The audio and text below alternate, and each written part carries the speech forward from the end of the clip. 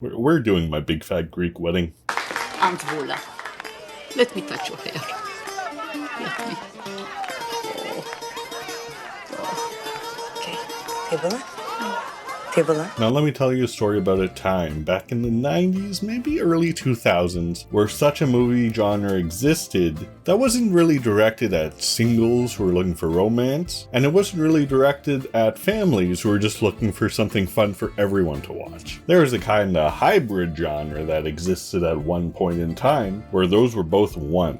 There are a lot of other shining examples of movies from this genre, and I'll probably get around to talking about them because I like this genre. Anyway, nowadays, this genre is mostly squandered by the Hallmark Channel movies.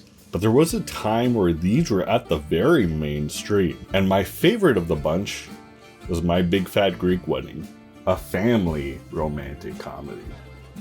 Yeah, sorry, everyone, this is Ian.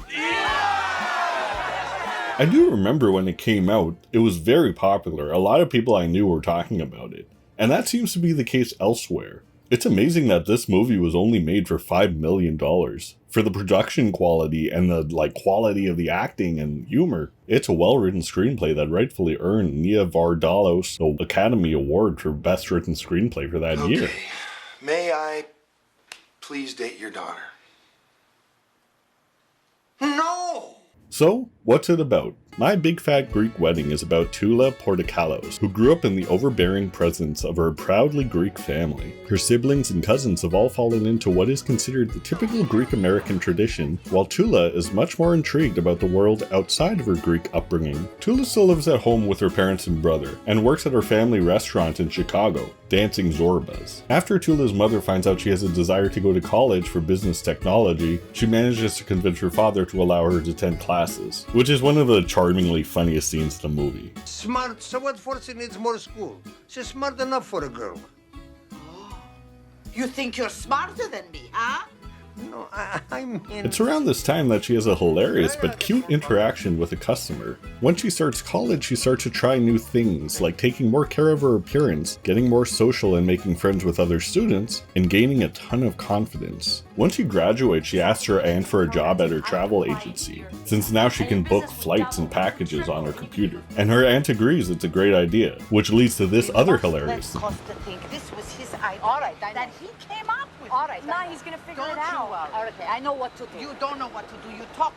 All Do the you time. want my Yes, help? I want your Tell help. me what to say, but don't tell me what to say. Perfect. That's Tula's aunt, Vula, is played by Andrea Martin. You might know her. She's a Canadian actress who was popular from SCTV.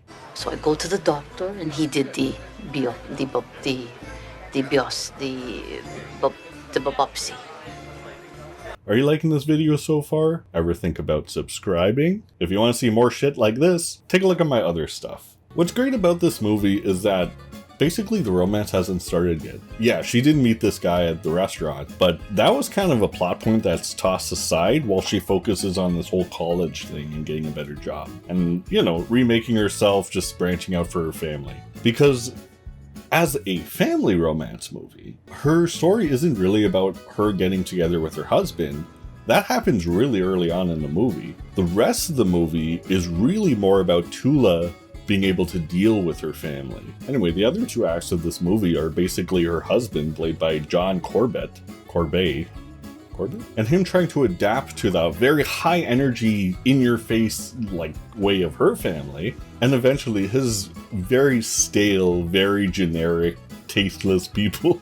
Not tasteless, that's mean. Very bland people also have to manage to adapt to Tula's family, because this is also going to be their new family. It's a bunt. A bun? Bunt. Bonk. Bunt. Hence, family romance. There you go. It's the two families getting together, right? See, but there's something special about this movie that I really like. It's more about Tula just becoming confident with herself. In a lot of romantic comedies, when the two characters meet, if the story is about the woman, it's usually about the guy coming to save her from some desperate situation she's in. When the movie's from the man's point of view, it's usually about the woman who's way out of this guy's league, and he messes it up somehow, and then he finds a way to accept himself and they get together. This movie isn't like that at all. Tula goes through her makeover scene to go to college, not to meet her husband. She'll probably never see her husband again, like after that first occurrence. She gets lucky, and she doesn't see him. He sees her in the window and approaches her. So right from the very start of the movie, both of them are madly in love with each other. And that's something I really like about this movie. There's no stage where they're falling in love with each other. It's like almost love at first sight. Now, because this movie is about an entire family, there are plenty of other side characters who also steal the show. Not limited to the crazy grandma who winds up through the neighborhood just trying to put curses on people, the older sister who got married first and her flock of children are just running all over her, the brother who's also an interesting character because he wants to be an artist, but that doesn't really run in their family. I guess he was more expected to just take over the restaurant. And you see his development through the movie as well. Yeah, you started it. You wanted to do something else, Tula, and you did it. There's also this guy who I love whenever he dances or does something like, you know, extra Greek or whatever. Oh, and I'm not sure how popular he is now. Joey Fatone is in the movie too, as also one of the cousins, which is great. He's actually really funny in the movie for the brief like scenes he does have. Hey, Angelo! Hey, Ian! We're gonna kill ya!